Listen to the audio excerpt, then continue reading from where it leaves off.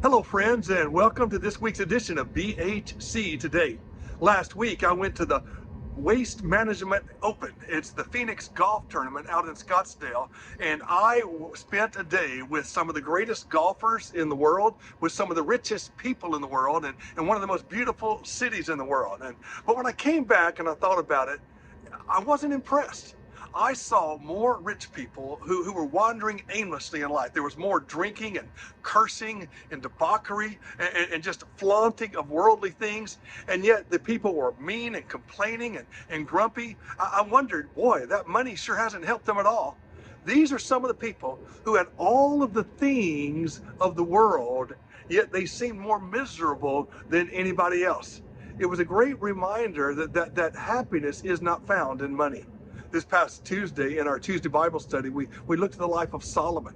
Solomon was the richest man in all of the world. He had more gold, he had more silver, he had a palace, he had over 700 wives, he had more than anything anybody could ask for. But the Bible says he was miserable.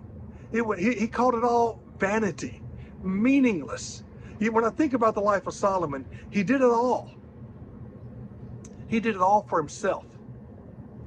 For a while, he was pleased. After a while, he was miserable. Friends, when you pursue the things of this world, you're going to end up just like Solomon. I saw so many people last Friday at the golf tournament who looked like they had all the things the world could offer, yet I looked at them and I just had pity for them. They were empty, they were unfulfilled, they were searching desperately for things in life. And friends, they're searching for the one thing they don't have, and that's the one thing we have in Jesus Christ.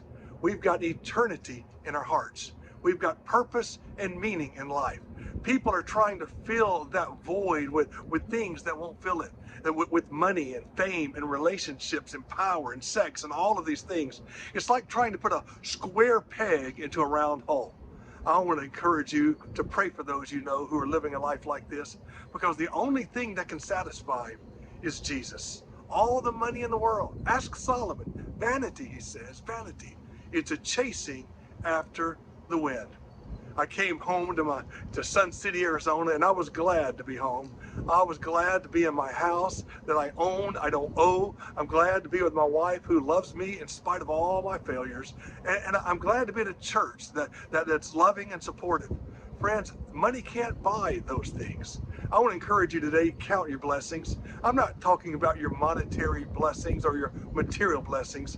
Count your spiritual blessings and name them one by one. Count your many blessings and see what God has done.